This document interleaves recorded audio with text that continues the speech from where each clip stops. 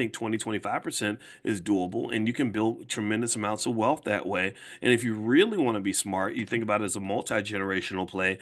You save and invest for the kids. We've talked about that. That the easy, simple solution to the black wealth problem is right in front of you. It's really easy. If you simply pay the same amount of money into an investment portfolio for your child that you give to the the people that you pay your card note to or your landlord, then your kids would be rich and the black wealth problem goes away. The what racial wealth gap doesn't exist anymore. We've talked about this. I'm not going to belabor this point, but it literally is the one thing that would solve all those problems. So all we'd have to do as a community is love ourselves as much as we love the people who gave us that cell phone. Like love our children as much as we love our car, right? We have to love our community as much as we love the landlord. If you did that and you put that money in the S&P 500, even if you're randomly picking stocks, that child is extremely wealthy by the time they're 20 to 25 years old. They never have to work for anyone unless they want to. Then at that point, they don't have to sit here and scrape nickels together and figure out and pinch pennies and all this other stuff. They literally have plenty of pennies and plenty of nickels and plenty of dollar bills because they're prepared for life. Okay.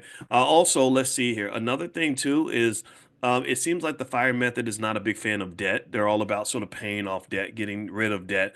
I've heard Dave Ramsey speak that way as well. I respect Dave Ramsey. I like him because he knows who he is and what he believes in, and he gives good advice for the most part. One area where I would kind of adjust things a little bit for those of you that are financially intelligent, which is pretty much all of you. If you come to more than 10 of these trainings, you're probably better than half of all people. If you come to maybe 100, you're better than probably 80, 90%. People that are financially intelligent, in my opinion, should use debt as a way to acquire assets and to leverage and to expand your wealth.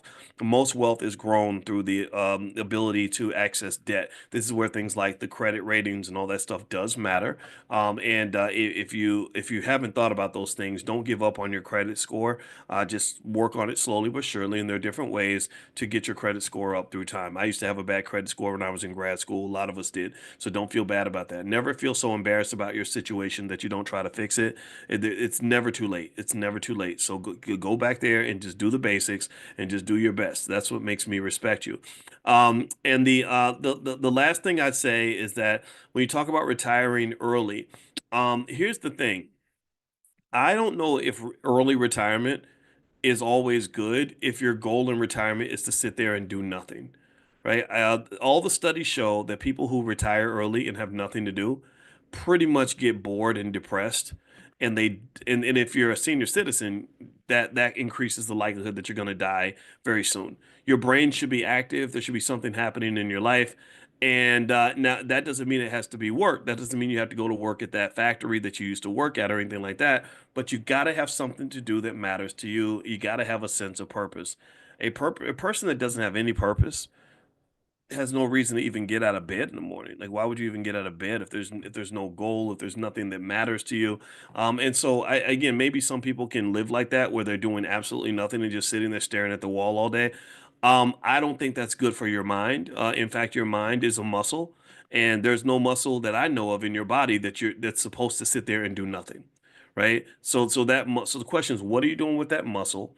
Why is it that you're disconnected from your purpose?